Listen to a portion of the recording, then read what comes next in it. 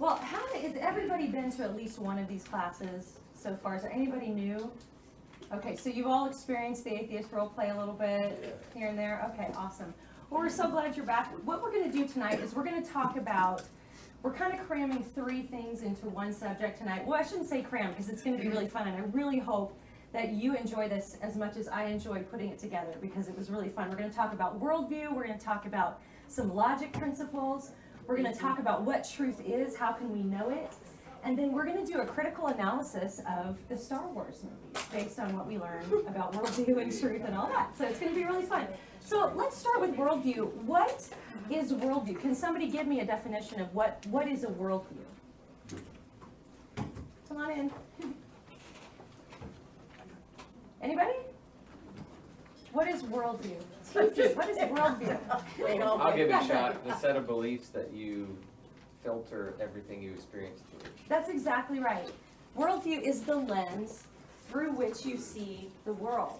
It's the way you process information. It's the way you make your decisions. It involves your beliefs. It involves your raising. And it's the way you see the world. And everybody has a worldview. Even people who don't think they have a worldview, their worldview is something. They're seeing the world through some type of philosophical lens. So in our culture today, there have been lots of worldviews in the history of the world, but right now there's about 4 worldviews that just about every worldview can fall under one of these categories. So we're going to learn what these 4 are. So the first one would be the theist. Now, the way the theist would see the world is that the theist would say God made the world, right? So the theist believes there's more than just crude matter, that when we die, something happens to our souls that goes on, and that there's a God up there that made the world, and at whatever level they believe that. So that's the theist. The next would be the agnostic. By the way, Zach, is the recording on? Okay. Just edit that out then. So the next would be agnostic. So you see this word gnostic there. That word means knowledge. And when you put an A in front of it, it means without. So agnostic means without knowledge. So the agnostic would say, I'm unsure about the question of God. I don't know if there's a God. And there's actually 2 types of agnostics. There's the more sort of passive agnostic that would just say, I don't know, I'm unsure. And then the more kind of militant, aggressive type agnostic would say, nobody can know. It's not knowable whether or not there's a God or something more after we die.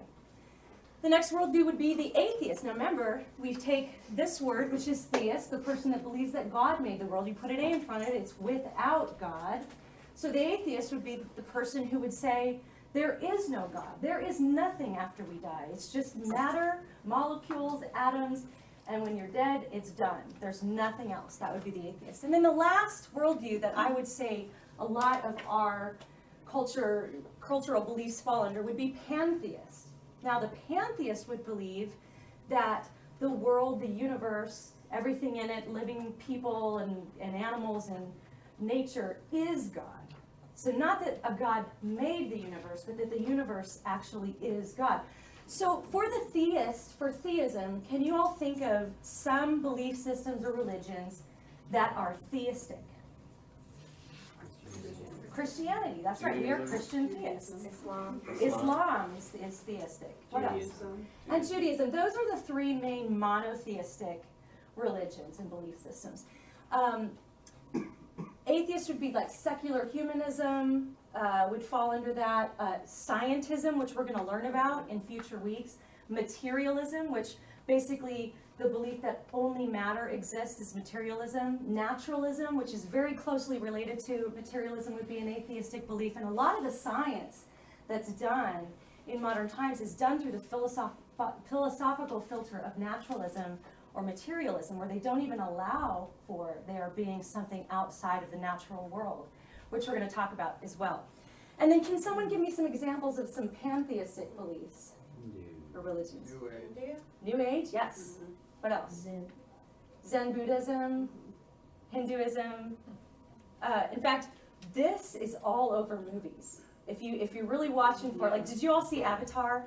I was just going to think. Yeah. Total Avatar. I mean, the funny thing about Avatar is that was an absolutely perfect picture of pantheism. And there were Christians that were walking out of the theater weeping because it was so beautiful. And I think I looked at it, I was like, yeah, that is beautiful, you know.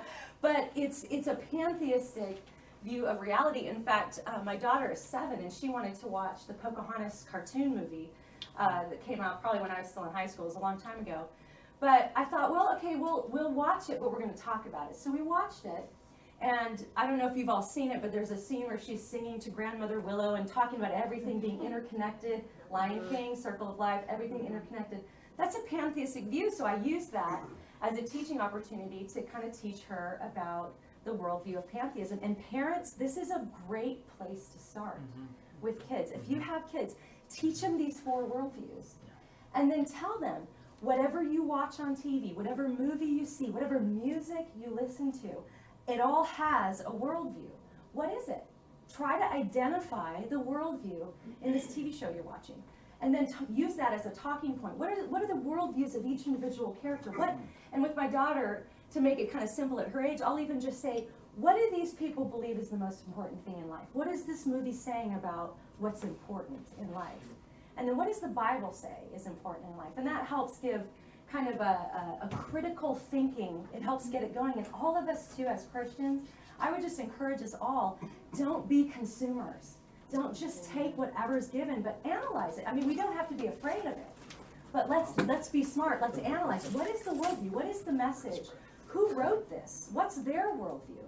Do some research. I think that's really important. Now, if you look at all these, there are a lot of people that would say all of these can coexist together perfectly, right? You've seen the coexist bumper sticker. And hopefully they can. I mean, that would be great if we're not killing each other over these things. But in our modern culture, there has kind of emerged this word tolerance, right? We hear it all the time. Well, what does the word tolerance actually mean? Can somebody give me a definition of the word tolerance? To tolerate something, yes.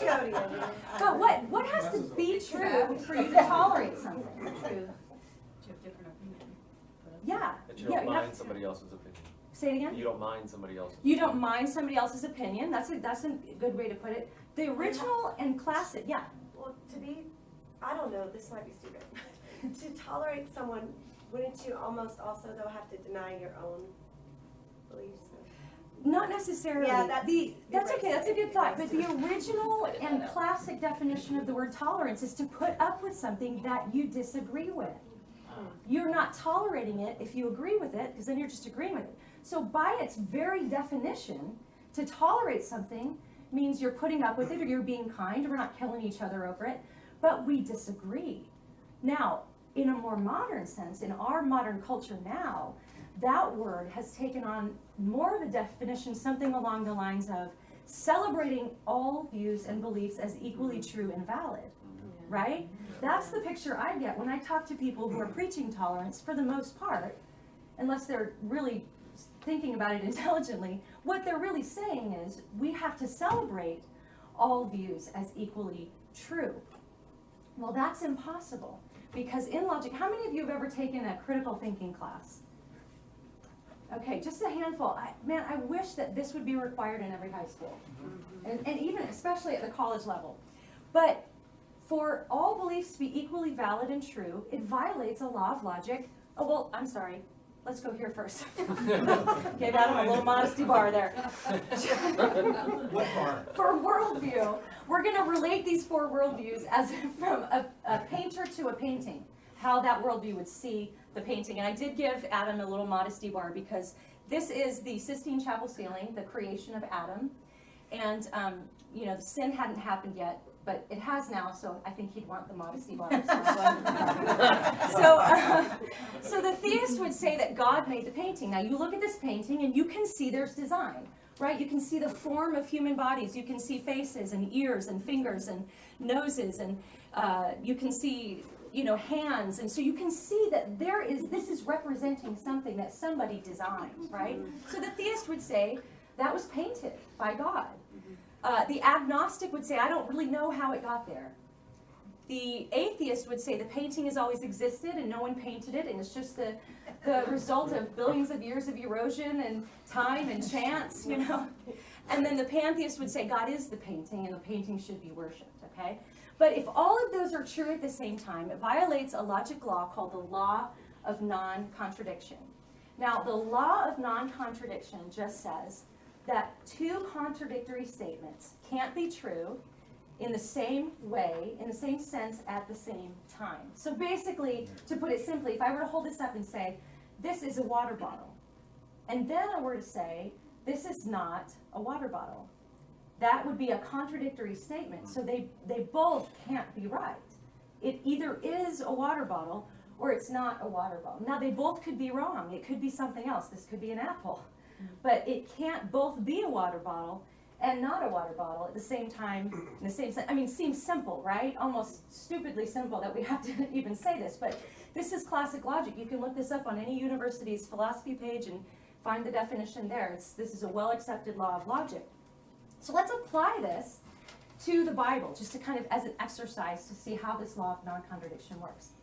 So in Matthew 27:5, it says, "Then he threw down the pieces of silver in the temple and departed and hanged himself." We're talking about the death of Judas, as many of you know. Well, then you go over to Acts 1:18, and it says, "Now this man acquired a field with the price of his wickedness, and falling headlong, he burst open in the middle, and all his intestines gushed out." So a lot of skeptics will challenge Christians and say the Bible made an error.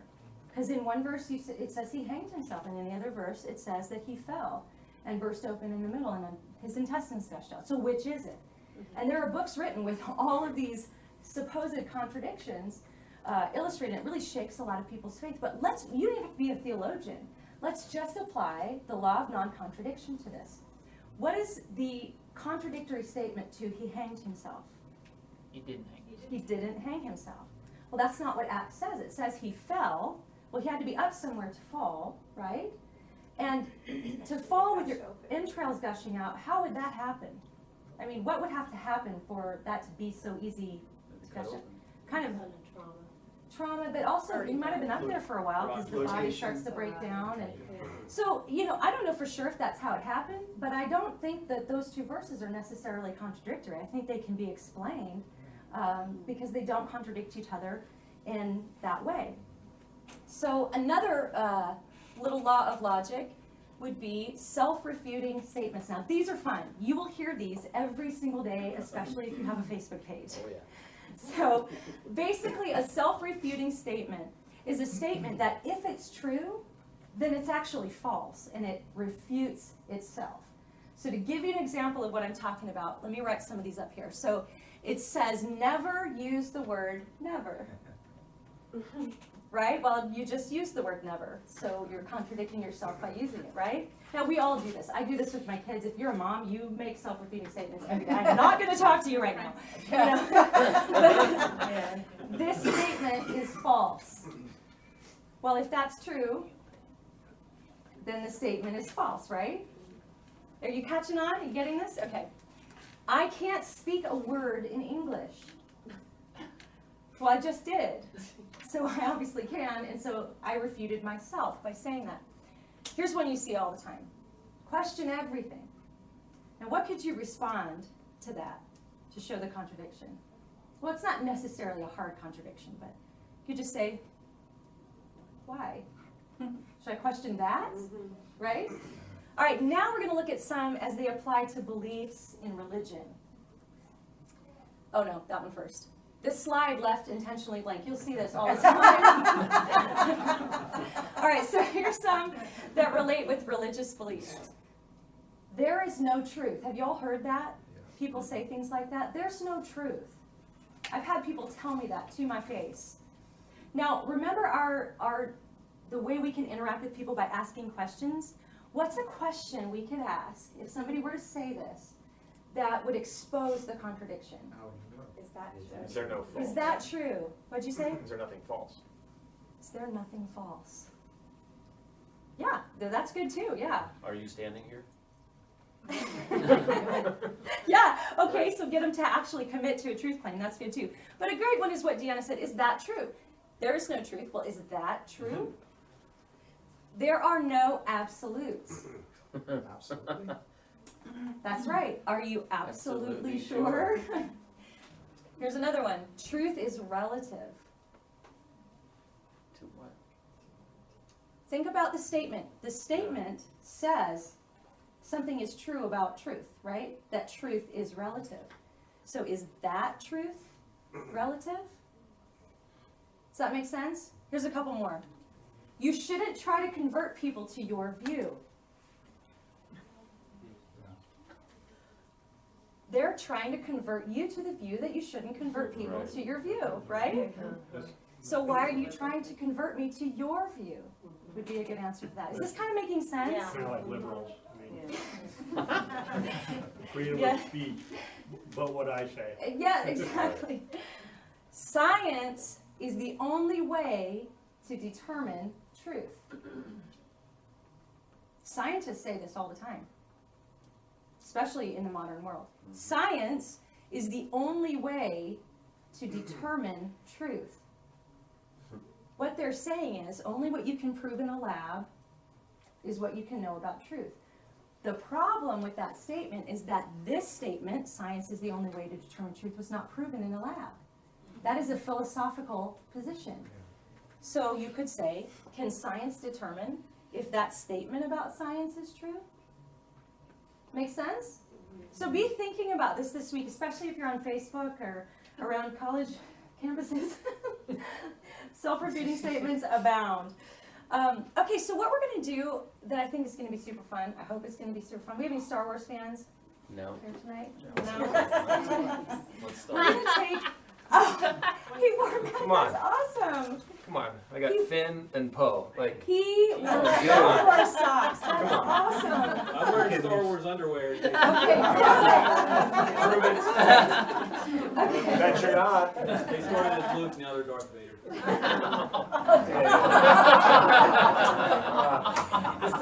That's just horrible. Okay. Edit that out.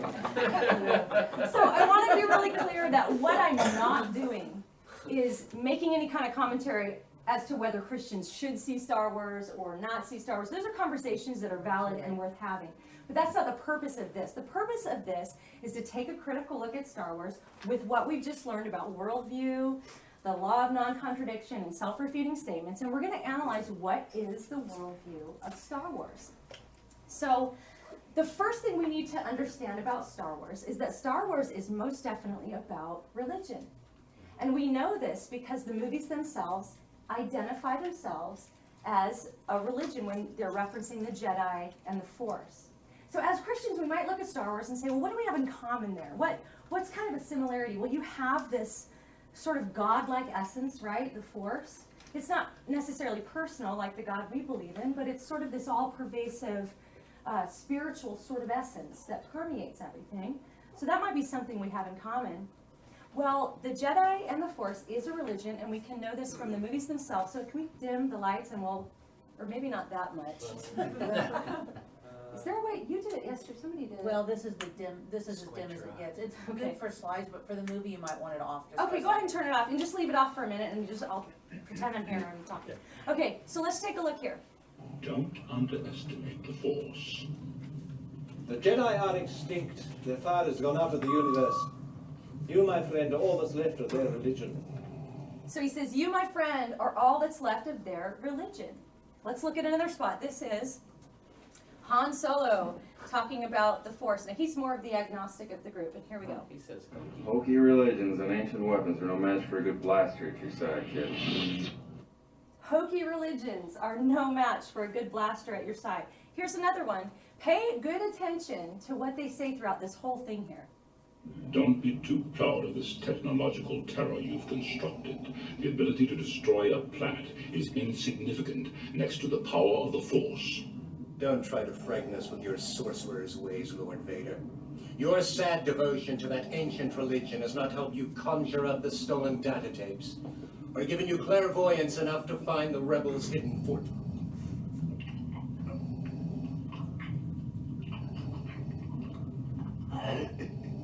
I find your lack of faith disturbing.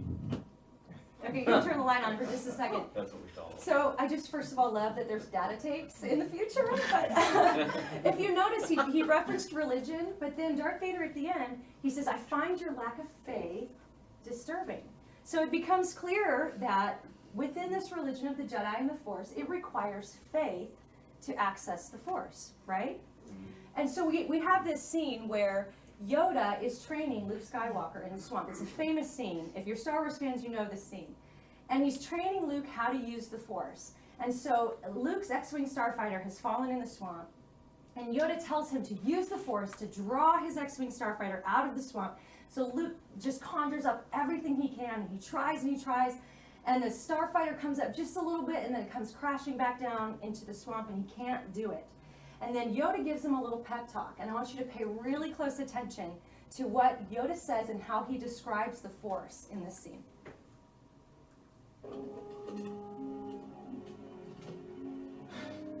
I can't. It's too big. Size matters not. Look at me. Judge me by my size, do you? And where you should not. For my ally is the Force. And a powerful ally it is. Life creates it. Makes it grow. Its energy surrounds us and binds us. Luminous beings shall we, not this crude matter.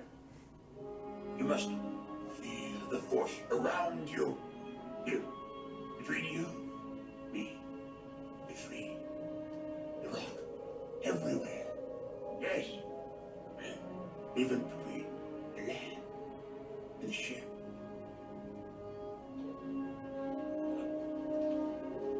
You want the impossible. So Luke goes off dejected. He says, you want the impossible. Now I'm going to read a quote here, and I just want you to kind of put this in your pocket for now, and tell me if this sounds a little bit like what Yoda was describing. It's a life force, that which animates the forms of the world.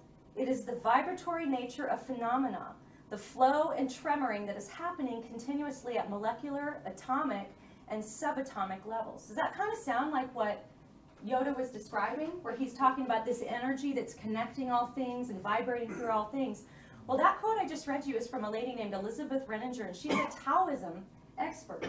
And in religions like Taoism and in some parts of Buddhism, there's this concept of qi, which is what she just described, this kind of all-encompassing force that permeates all things that you can access in certain ways. So we're going to go on to this last scene here. So Luke can't lift the starfighter out, so Yoda goes and he does it. He does this massive feat where he lifts the X-Wing starfighter out of the swamp, and he sets it back down onto dry ground. And listen to what Luke says and then what he says.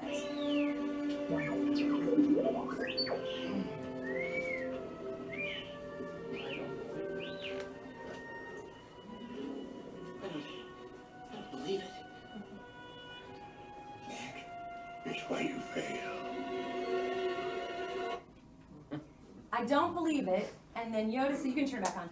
Then Yoda says, that is why you fail. So they're really reinforcing this idea that you have to have faith, you have to believe in order to access this force. Well, what else might be some religious themes in Star Wars?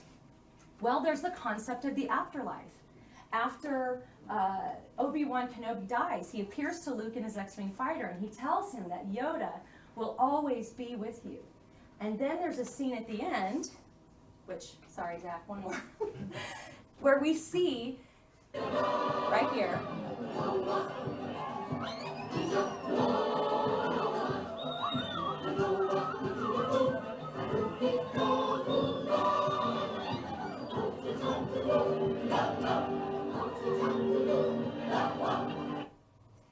thanks, Zach.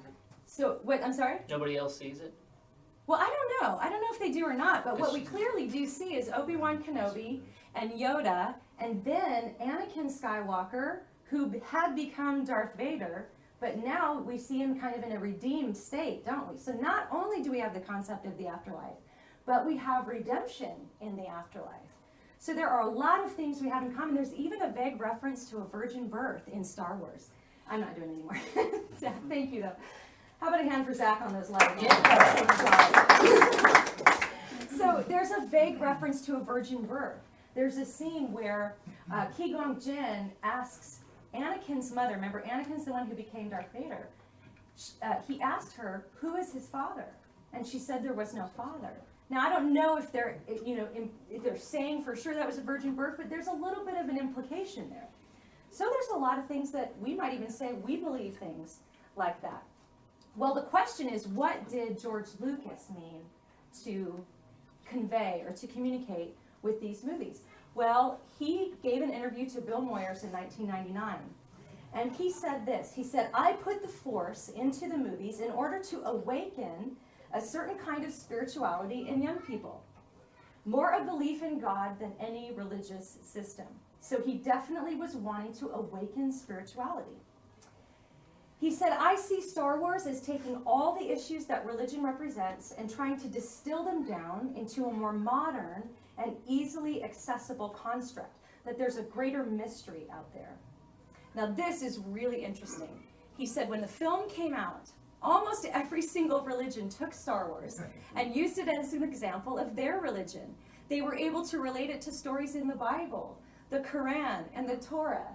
Right? We do that a lot as Christians, don't we? We say, oh, there's good and evil. They believe in God. They said Jesus, But even George Lucas is saying everybody kind of did that. So Bill Moyers asked him, he said, you said you put the Force into Star Wars because you wanted us to think on these things. Some people have traced the notion of the Force to Eastern views of God, particularly Buddhist, as a vast reservoir of energy that is the ground of all our being. And then he asks him, was that conscious? So Lucas says, I guess it's more specific in Buddhism, but it's a notion that's been around before that. When I wrote the first Star Wars, I had to come up with a whole cosmology. What do people believe in? I had to do something that was relevant, something that imitated a belief system that's been around for thousands of years that most people on the planet, one way or another, had some kind of connection to. I didn't want to invent a religion. I wanted to try to explain it in a different way, the religions that have already existed. I wanted to express it all. And then I think the key thing he says here, he says in this interview, and just listen really closely to what he's saying. A greater mystery out there. When I was 10 years old, I asked my mother, I said, well, there's only one God. Why are there so many religions? And over the years, I've been pondering that question ever since. And it would seem to me that the conclusion I've come to is that all the religions are true. They just see a different part of the elephant. Did you hear what he said? I've come to the conclusion that all the religions are true. Like, he's not just saying coexist, he's saying they're all true. Well, let's take our law of non-contradiction that we learned earlier, and let's apply that to a couple of religions. So in Christianity, the Bible says that Jesus died on the cross. And he had to die on the cross in order to be resurrected, right? Because if he doesn't die, there's no resurrection. Deanna, what does Islam say about Jesus' death? It says that he did not die on the cross, that God swapped his body with someone else, and that he's not the way to heaven. Right. Yeah. So you have Christians saying Jesus died, Islam saying he did not die. Well, if he did not die, then he was not raised, and if Muslims are right, then Christianity is false. Like, we might as well just throw our Bibles out the window and go do whatever we want. So all religions can't be true just based on logic. Again, you don't even have to be a theologian. Just applying logic to that. Now he goes on to say, they all just see a different part of the elephant. Now what he's talking about is an ancient Indian proverb that really still gets taught in a lot of universities. Were any of you taught the parable of the elephant? Okay, some of you were. Well, it's interpreted in different ways, but one of the interpretations that gets used a lot, and still in universities now today, is that it's shown to teach perspective and to sort of imply that all religions kind of have a piece of the puzzle, but there's not one religion that has the whole truth. And so how it goes is this. You have 6 blind men, and each blind man is feeling a different part of the elephant. So you have this blind man feeling the trunk, and he says, oh, this must be a snake. And then you have another blind man feeling the tail, and he says, oh, this must be a rope. Another one's feeling the ear, and he says, this must be a fan. And then you have another one feeling the side, and he says, no, this is a wall. And then the last blind man is feeling the leg, and he says, no, this has to be a tree. And so the interpretation goes that they're all kind of just seeing a piece of the puzzle, and it's about perspective. But let's think about it from the perspective of the person telling the parable. What's their perspective? Anybody? They can see it. They can see it. The person telling the parable can see what's true about what the object is. And so to say that they all have a piece of the puzzle is actually just ridiculous, because they actually don't have a piece of the puzzle. They're all wrong about what it is. Yeah. And why are they wrong? Because they're blind, right? So that is what George Lucas said. All religions are true. They just see a different part of the elephant. And they're all wrong about the elephant. So just to recap with Star Wars, there's definitely some similarities with things we believe. There's this godlike essence, this force. There's an afterlife. There's faith and belief required to access the beliefs of this religion and force. There's possibly a reference to a virgin birth. And sometimes as Christians, I think we look at these similarities and we get so excited. And we go, oh, well, we're all, we have all this in common. And I'm going to learn so much from this. But we have to think critically. In fact, watch Star Wars with your kids and have these discussions. We don't have to be afraid of it. I love Star Wars. But I'm going to illustrate it like this. Do we have any bakers in the house? Anybody like to bake cakes, cookies? Maybe manly men willing to admit it? Sure. Well, if you're going to bake a cake, and I've got 2 ingredients up here on the screen. Are you just going to throw those in a bowl because they look alike and they're similar? No. Probably not. But let's look at what these ingredients have in common. They're both white. They're both kind of light and airy. They're both powder. There's a lot of similarities there. But if we don't figure out what these ingredients are, it could affect the taste of the cake. It could affect the way the cake rises or doesn't rise. It could affect the texture of the cake. Zach's married to a baker and he is nodding his head like, absolutely. You are preaching it, sister. Yes. So it's really important when baking a cake to know what the differences are between these 2 ingredients. Now, it's good to know the similarities, because when we're sharing our faith with people, it's good to know what we have in common. You might meet somebody that doesn't even believe truth exists, and you have to start there. But then we talked about Muslims. Muslims have high regard for Jesus. You can start with Jesus with Muslims. Would you agree, Deanna? Yeah. You could start by They asking believe them. he's a Good man, a prophet. So you can start there, like, I believe in Jesus too, and go from there. So the similarities are good so that we can know the starting point. But sometimes the differences can be the difference between life and death. And so you see here on your left is white flour, and then on the right is cyanide, which looks just like the white flour. So in this case, the difference was life and death. And the similarities actually, in this case, make it harder to discern the differences between the 2 ingredients. Does that make sense? All right, awesome. So of the worldviews that we talked about, which one is true? Obviously, I have a feeling if you're here tonight, you sort of have an idea about which one is true. But like I said, there are people who don't believe truth exists, or they don't believe truth can be known. And so we're going to talk a little bit about the nature of truth, and then we're going to do a fun activity that TZ's going to do with us. So what is truth? Somebody just give me a definition of what is truth.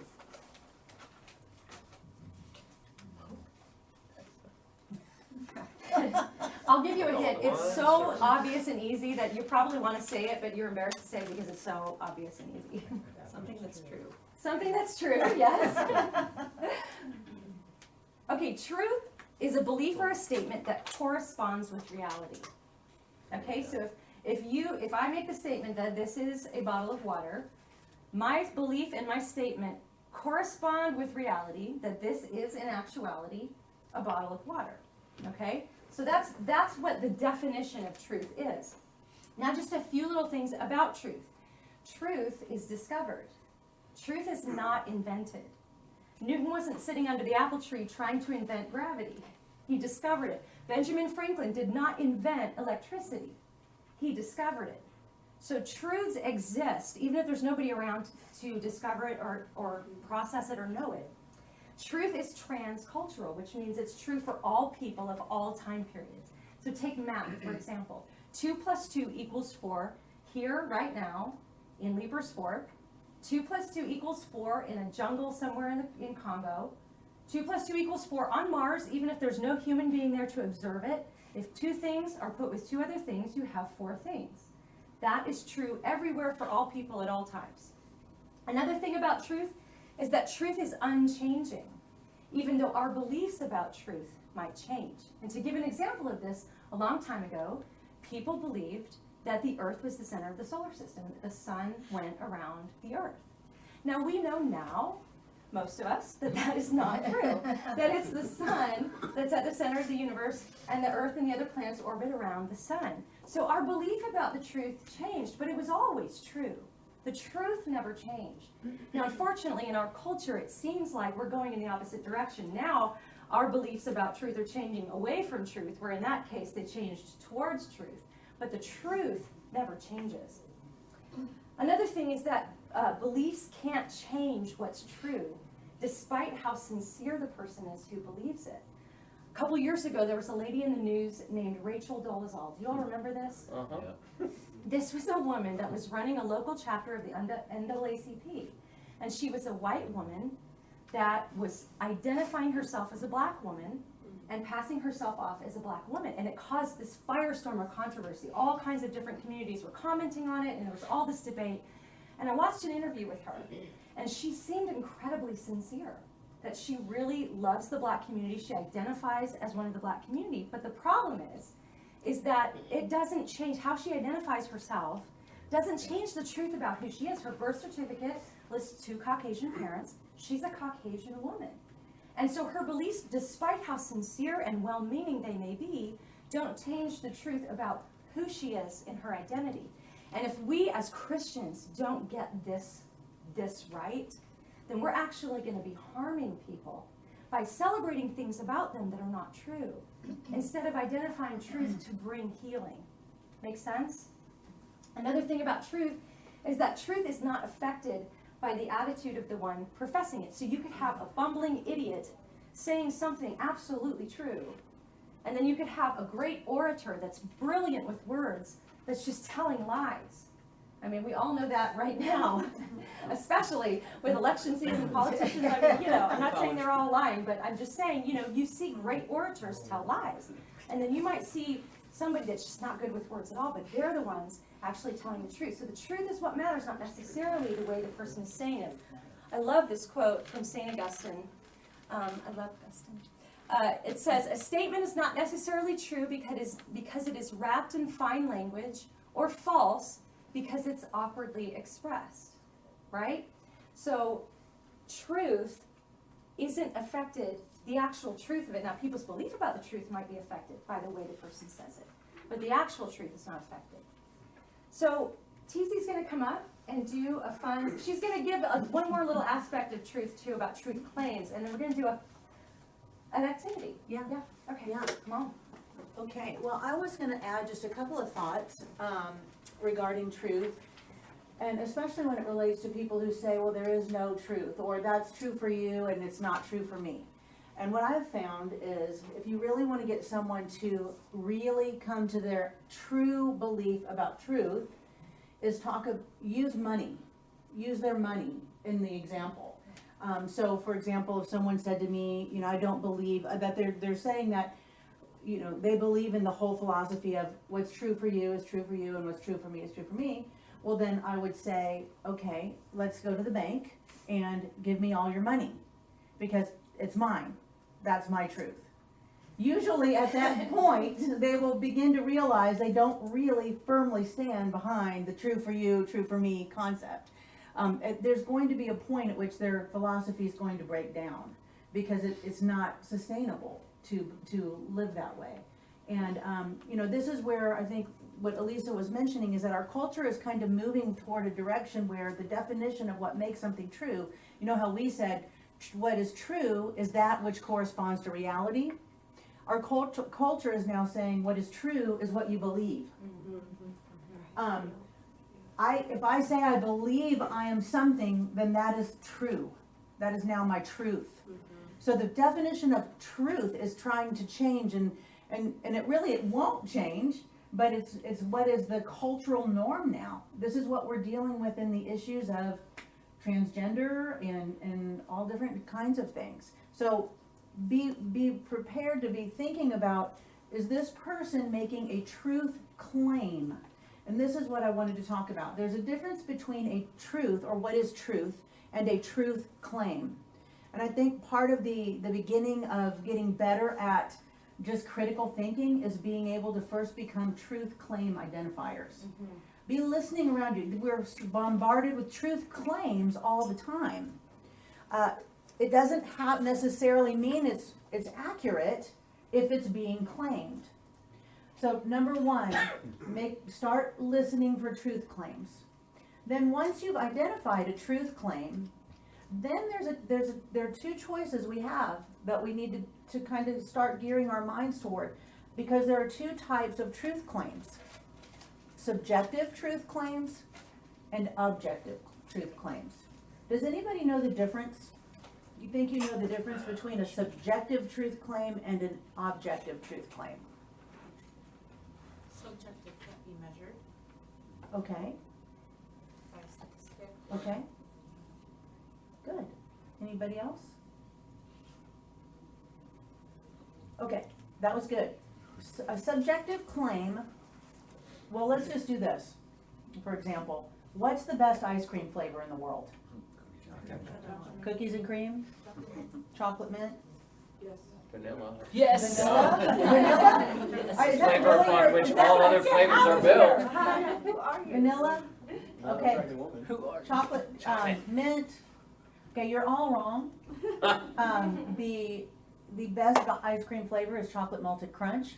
You can only get it at thrifty drugstores on the West Coast, so, you can't, unfortunately, we cannot test that tonight.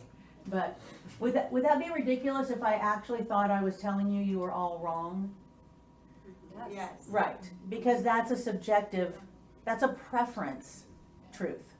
That type of truth is more of a preference. It's subjective.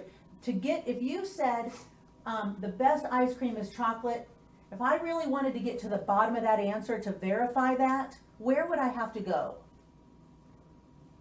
To Hershey, Pennsylvania. No.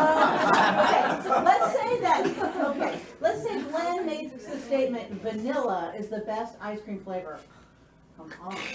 This is what he said. That's all right. Haagen-Dazs. Vanilla is the best flavor. Now, if I was a skeptic of that, and he said that that according to him, that is the best ice cream flavor, where am I gonna get to the bottom of that, whether that's true or not? Sales.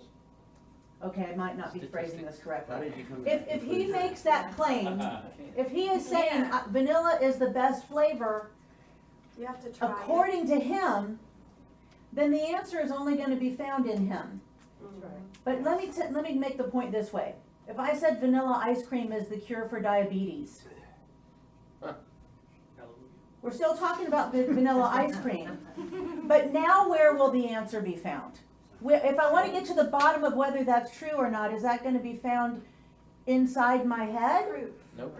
Outside. Somewhere outside, right? There's going to have to be a study done, or there would be medical evidence. The proof or the evidence for that being true will not be found between my ears. It will be outside of me. And anytime the proof or the evidence will be found outside of you, it's objective. If it's in you, that really is a preference. It can be your preferred thing, and that is your truth for that particular issue, like ice cream flavors, or the best car, or things like that. It can be So- discovered, not invented. Right. So the thing that this is the way I would explain that is if I'm trying to get to the bottom of whether it's really true or not, and the only place I'm gonna find it is deeper within your head or in my own self, it's subjective. But if the answer is gonna be found somewhere outside of me, it has become an objective truth. It is discoverable. Yeah. Okay, so let me quiz you. Ready? Yep. Yeah. You're gonna say ice cream if I'm making a truth claim that is subjective. If I make an objective truth claim, you're gonna say insulin, not vanilla ice cream, okay? So again, ice cream if I'm making a subjective truth claim, and insulin if I'm making an objective truth claim. Ready? Yep. Diet Coke has fewer calories than real Coke. Insulin. Insulin, all right. Coke is better than Pepsi. Ice cream. Ice cream. Okay. My dad can bench press 400 pounds. Insulin. Or ice cream. Good. No, you're right. Good. Now, No, really? say it, Carol, would you say it? Because if I was gonna get to the bottom of it, it would be where? Outside of me. Yeah, with them. It would be in the weight room with my dad. Now, Dad is here. Can you bench press 400 pounds? 450. Okay. All right. Now, I want to stop here for 1 second and let you know that my dad probably, if he's being honest, cannot bench press 400 pounds. Does the fact that he really cannot bench press 400 pounds make that suddenly not an objective claim? It's still an objective truth claim even though it's false.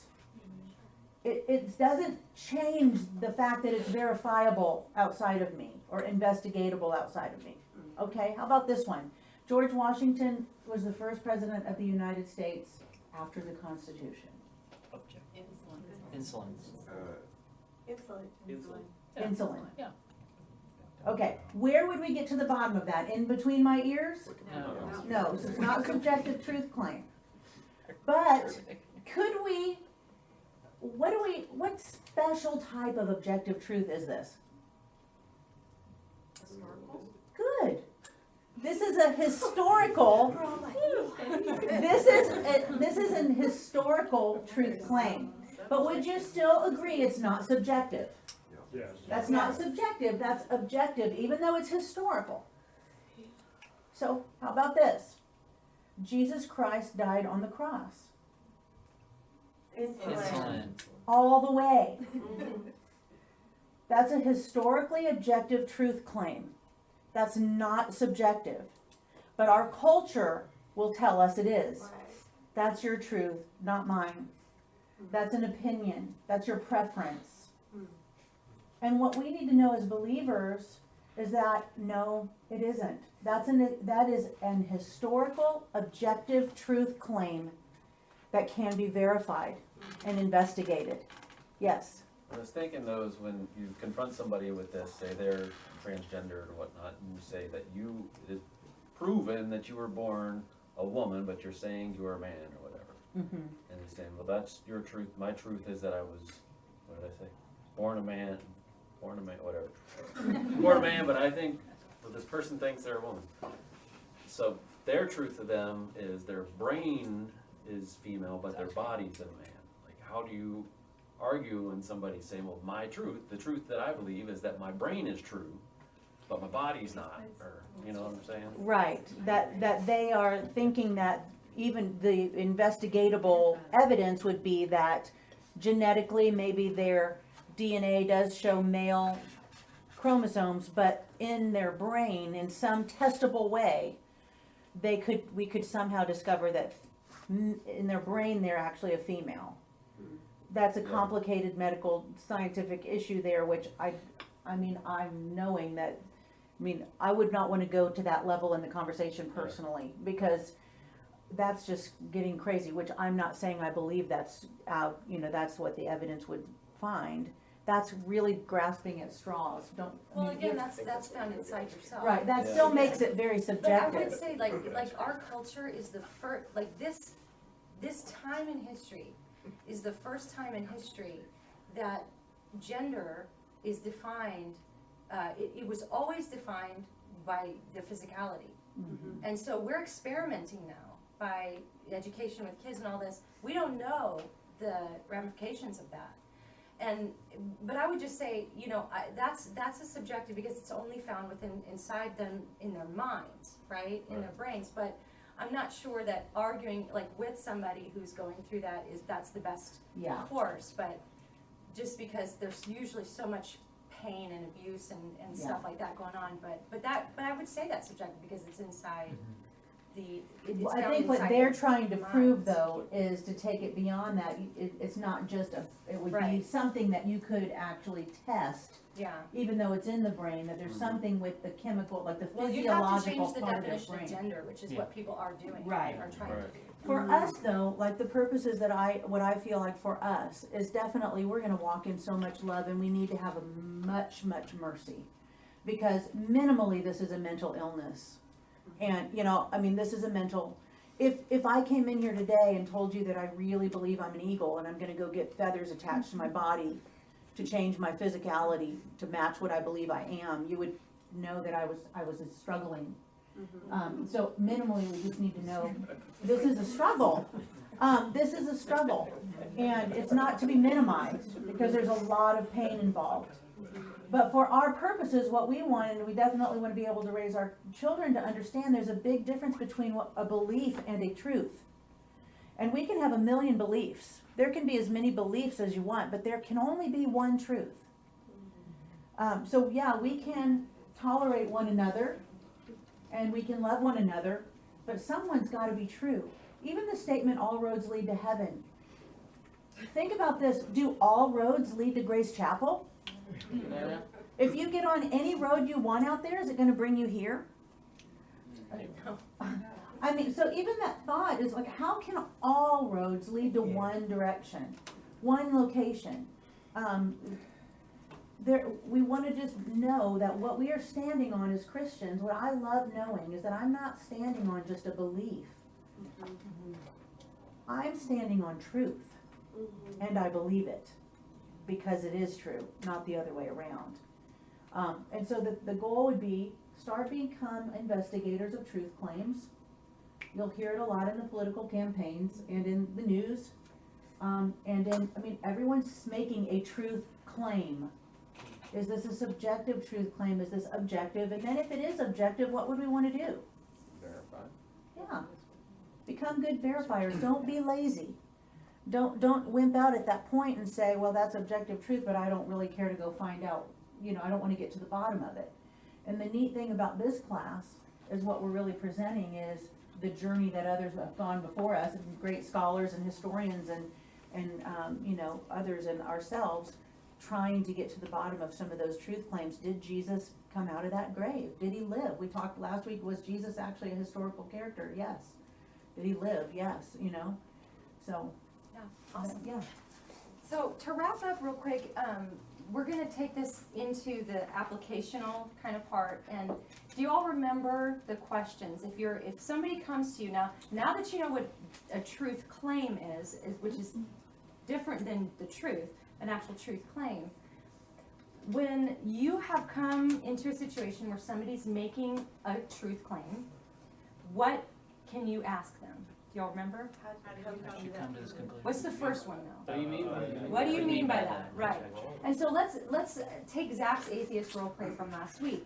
He made the claim that Christianity was false because it's a mishmash of ancient mythic cults like Horus and Mithras, and so it's false. So Glenn interacted with him and used this question: what do you mean by that? You might ask him, what do you mean by Christianity? Let's make sure we're defining that the same way, because maybe I don't believe in your version of Christianity either. So that's a good clarifying question to ask. Now, what can you ask if they can actually answer that one? How did you come to that conclusion? And Glenn, again, did a great job. And I don't know if you all noticed that during the time that Zach was making these outrageous claims and Glenn was asking these questions, the conversation was not incredibly uncomfortable, was it? It wasn't like, oh my, really high stress. It was actually kind of a comfortable conversation to have because Glenn was asking these questions. Now, the first week we talked about if you really don't know anything about what that person is claiming, the best thing to do is just say, thank you for that. I really haven't looked into this that much, and I'm going to go home and do some of my own research, and maybe we can meet for coffee next week. It's always okay to say you don't know, because none of us can know everything.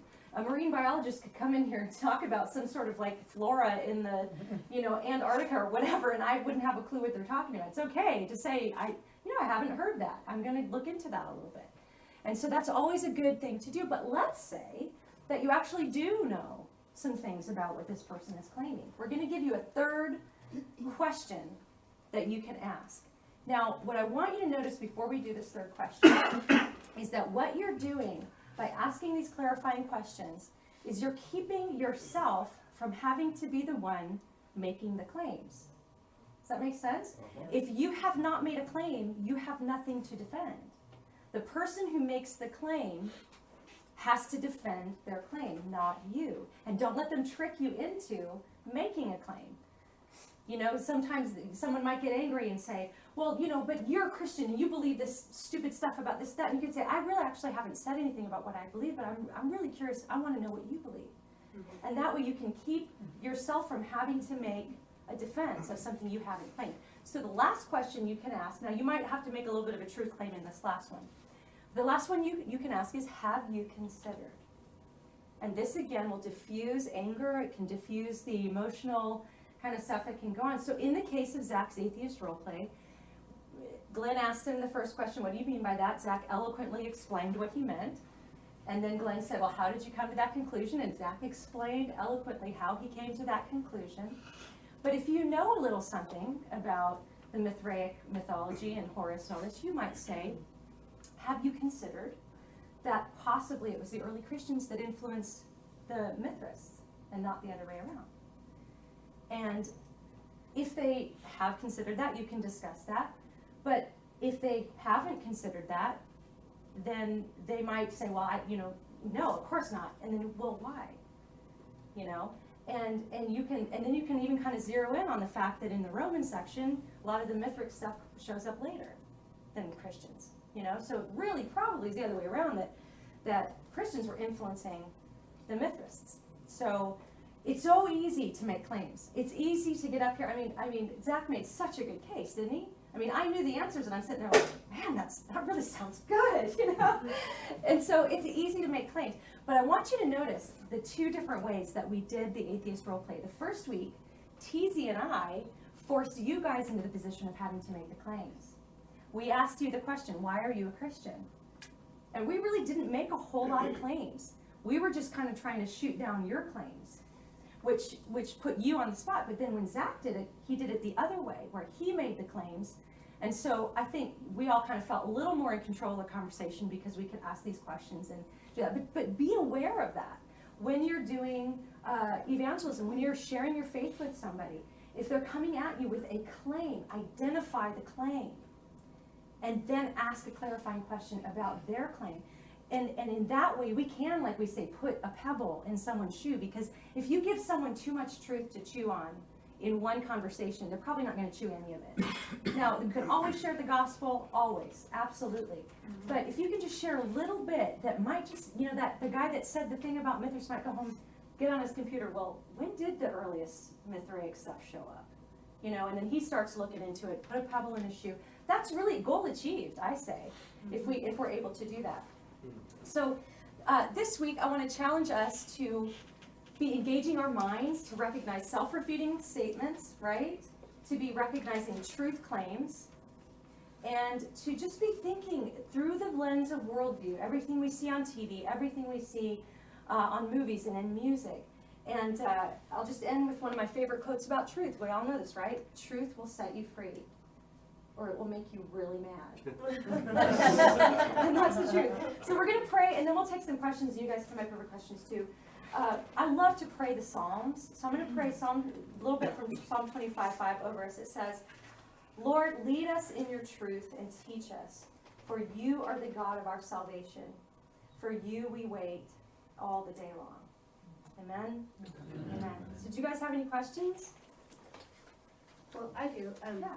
So maybe I should ask Deanna, but what is the Muslim practice where they promote lying or advocate lying? Yeah. And I mean, like you see that being played out too. Well, but most Muslims don't even know that or even follow that. Like Zainab too can answer that.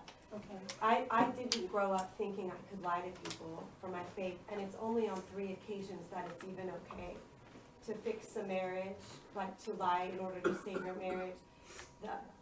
The other one is, how that works. The other one No, I is, didn't know. if it's against infidels and holy war.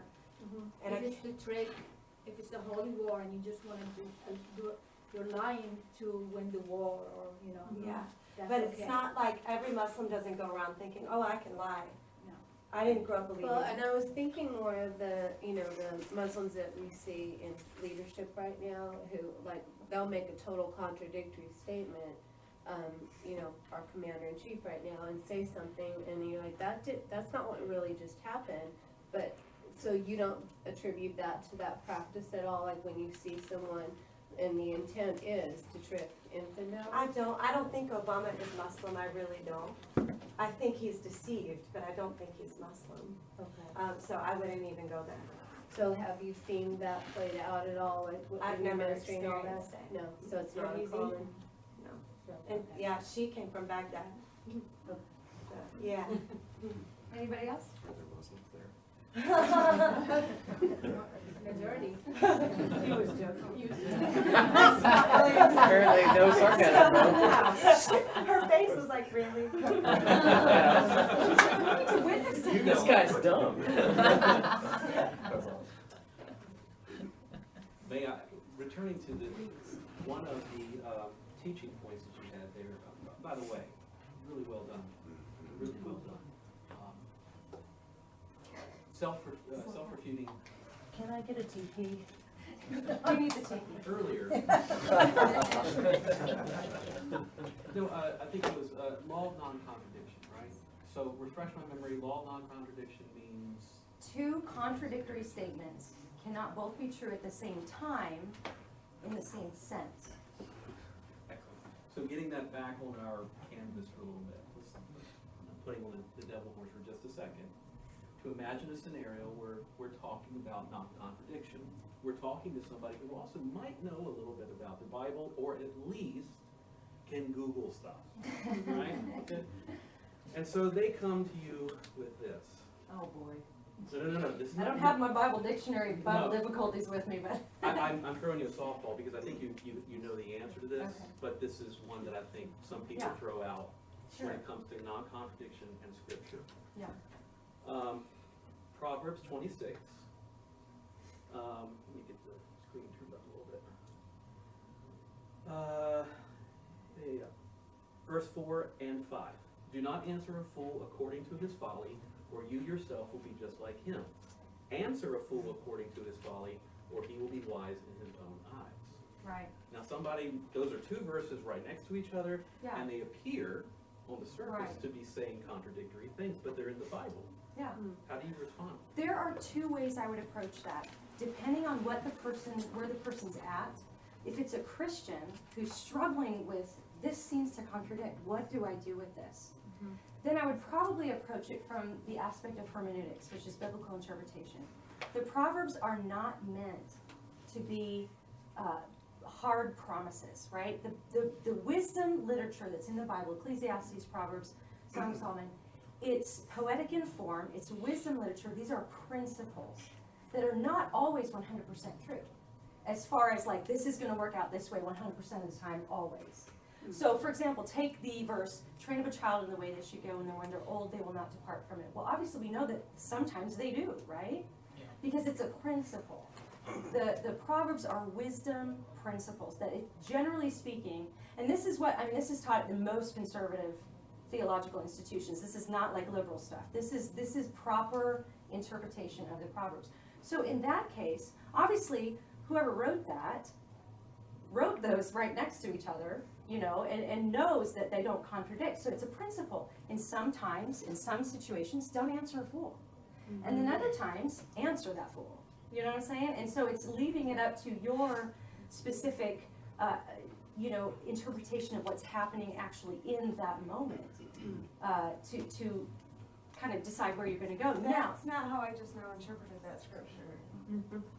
I mean, maybe I have to hear it again, but it sounded like it was saying, Can you start that off again? Cause I feel Read them like- again, Zach. I don't have my horns on. Do not answer a fool according to his folly, or you yourself will be just like him. Answer a fool according to his folly, or he will be wise in his own eyes. So he's saying, don't do this because of this. Then the second part was, if you do this, so it was giving you the answer if you do. That's how I interpreted that. That's interesting. I never thought of it that way, but that's interesting. Yeah, that's really interesting. Now, if the person is not a Christian, this is what I would say: don't ever get into a tit for tat debate with an atheist about biblical contradictions, unless you have your, unless you're prepared to go forever and ever and ever with your Bible difficulties book.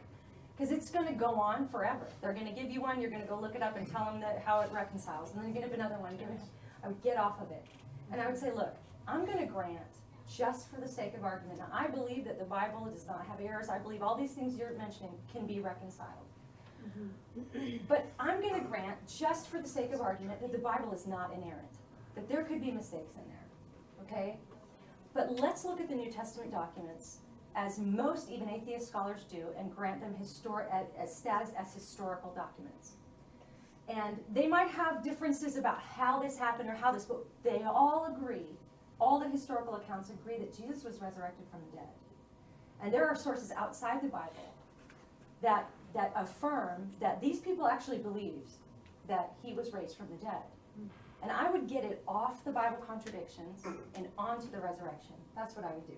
Because the truth of the matter is that, like I said, you can go all day long with the contradictions, and I don't know them all. I have to look them up too, of what people say are contradictions. Because there's all kinds of ways to explain this. You have 4 eyewitnesses giving different perspectives from different angles. Like we talked about that first week, the donkey, how one gospel says there's 1 donkey, another one says there were 2. Well, Matthew's gospel was a lot more expanded, more detailed. He gave kind of the woman version, like when you ask a woman how her day was, and she starts with like, well, I was putting my makeup on this morning, and and by the end everybody's at soccer practice, and all of a sudden you ask a guy how your day was, and he's like, good. Fine. Yeah, fine. So Mark was kind of the dude version, So Matthew specifically mentioned the colt of the donkey because he was referencing the prophecy. I think it was from Zechariah. Is it Zechariah?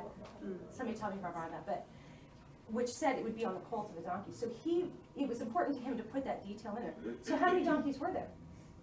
Well, there were 2. Just the other Matthew or Mark, Luke, and John didn't mention the second. They didn't think that was important to mention. It's not a contradiction. You know what I'm saying? So, but you can do that all day long.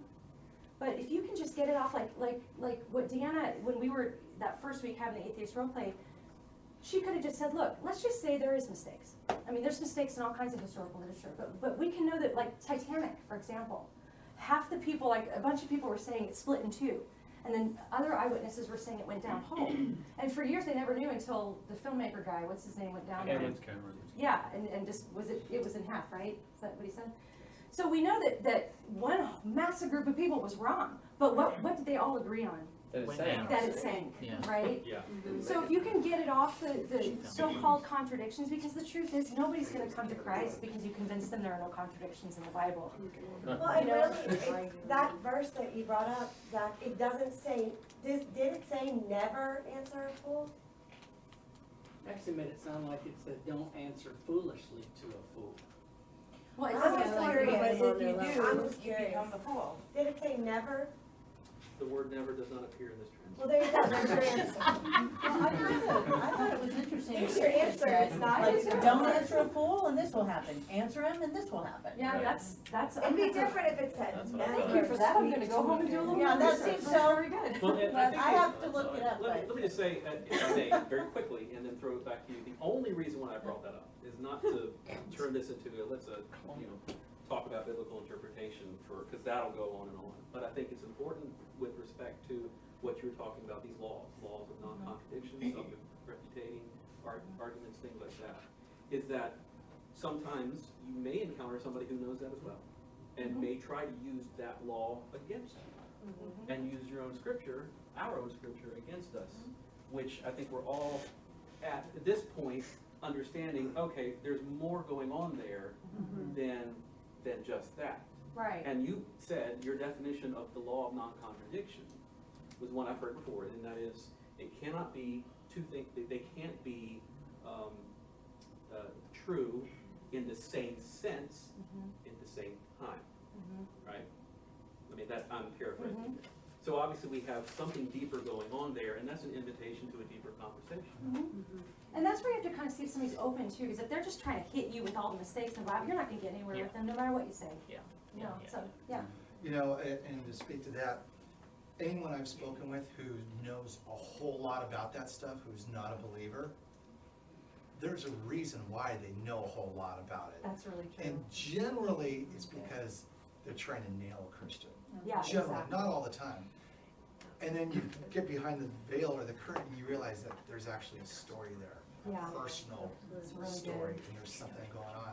Yep. And I've learned that when you do get behind the curtain, you say, where did this all start coming from? All of a sudden, you're like, well, my dad was a Christian growing up. He was an alcoholic on Saturdays, and then he was praying at church on Sundays, and that was so good. And all of a sudden you realize, oh, there's a lot of stuff there. And it had nothing to do with the headiness of the conversation. It was more of what's been going on in their soul since they were 11 years old.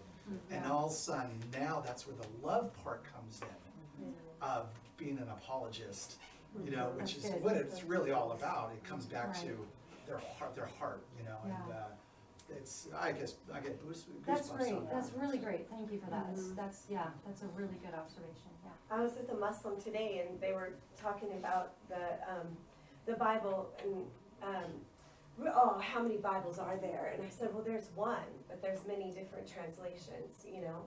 And well, if I go to the library, you know, today, and I could get 2 different Bibles, and they would both mean something different. And I said, oh, really? Tell me the differences in the Bibles that you would get. And he totally froze. And he went, I don't remember. Like, not to be afraid to question. Yeah, what because you were most saying. people are just throwing out rhetoric anyway that they've heard, not because they've discovered it on their own. Right. But to your point though, that's such a good point, because one of the things about, that kind of boggles my mind about some of these more militant atheists is like, I don't spend my life trying to convince people the Easter Bunny doesn't exist. I don't care, if you wanna believe the Easter Bunny exists, I mean, that's fine, I'm not gonna waste one bit of energy trying to convince you. You know, so there's something deeper. Yeah. It's like they're, I don't believe in God and I hate him, you know, so often. How can you hate somebody you don't believe in? Well, you know, they don't say that, I'm saying that like, that seems to be what the message is, even though they didn't say it like that. But I really do love the freedom, knowing that, to have the freedom to go ahead and just grant, you know, for the sake of winning a heart, go ahead and grant, like she said, I'll grant you that, you know, the supposed contradictions or the variants or the mistakes or whatever, let's just set that aside, because really, I think the most important question we all have to answer is, who do you say that I am, you know, and if we just really just go straight to, who do you know, what do you make of Jesus, and get to that place, I think it's a good place to go to. Yeah, Just and if they're because- not willing to do that, Yeah. then they're not really wanting to have a conversation. Anyway. Right, they just wanna, you know, win an argument, Argue. or just crush you. And nobody has to suffer, you can have healthy boundaries. You don't have to engage in conversation with someone who's just trying to hurt you, ever.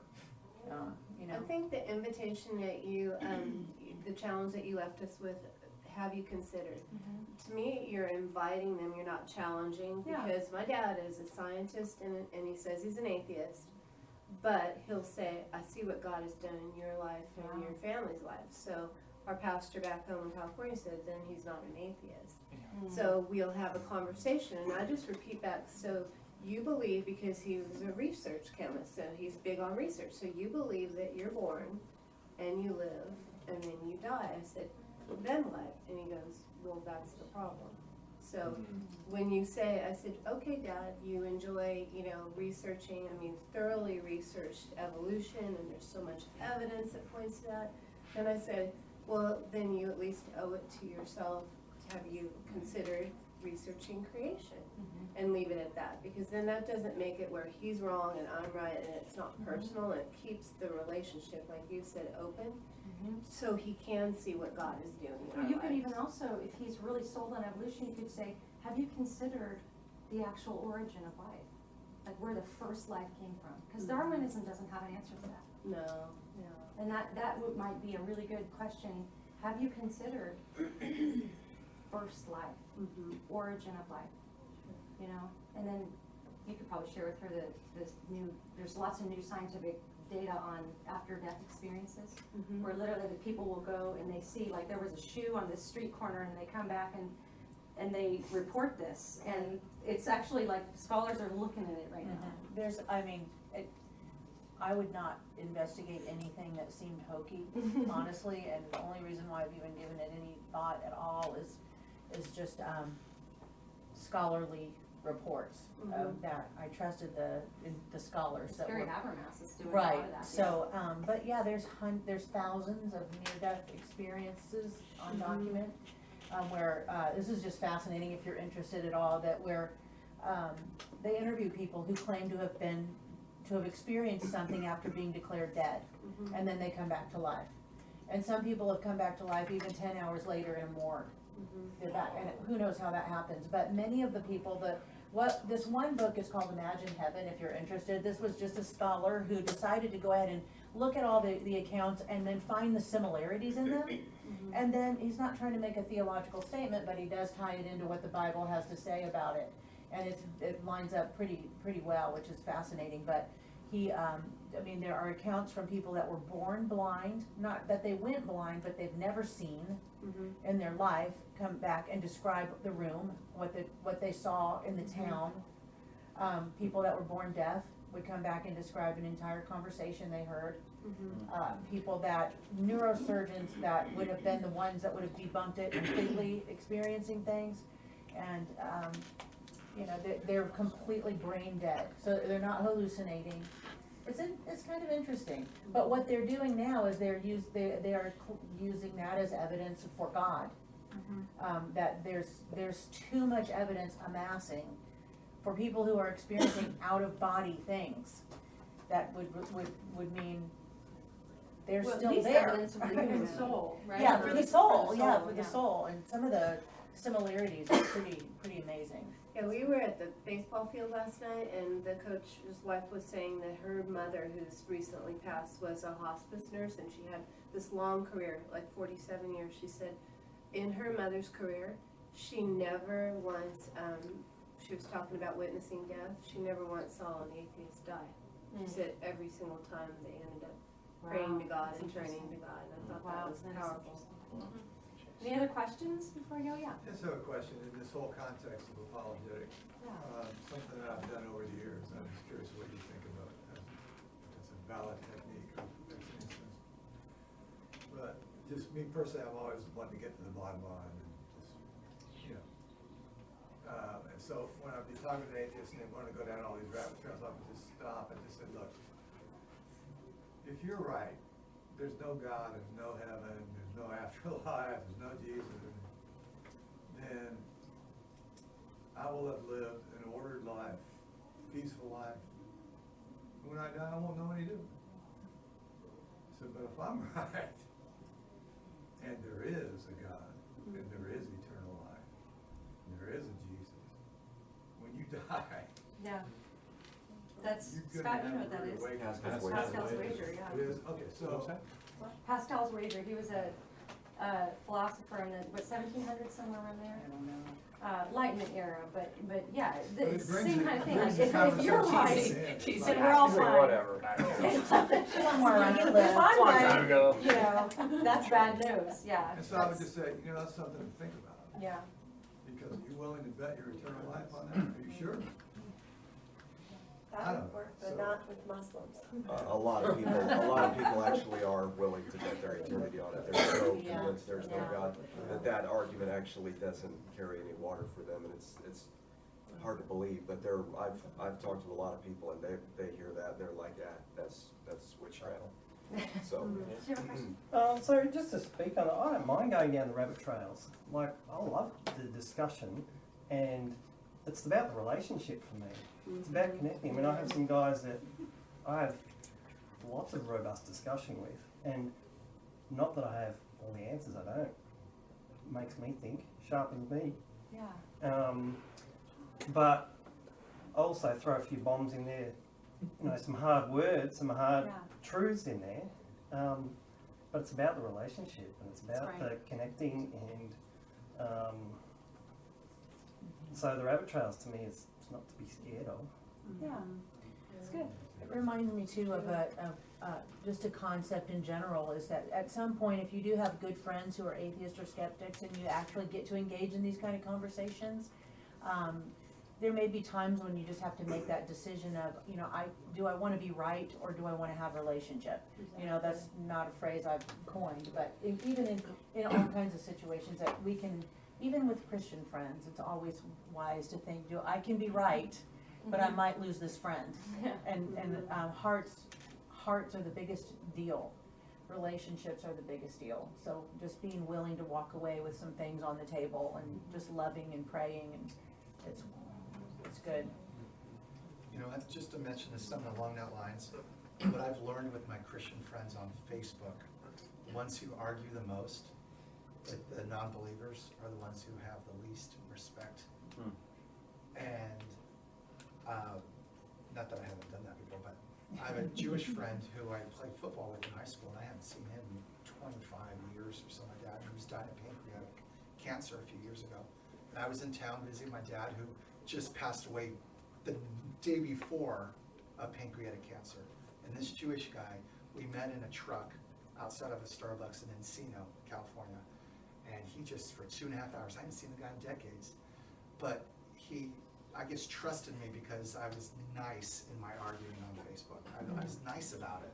I didn't notice, but he said he's so angry at Judaism because it doesn't speak as much about heaven as Jesus did, you know, and the epistles and stuff like that. And he was angry, and he actually let me just lay out the plan of salvation. And he didn't accept me accept Jesus that night. But while he was dying, you know, on the couch, a few months later, his wife let me, she put the phone up to his ear.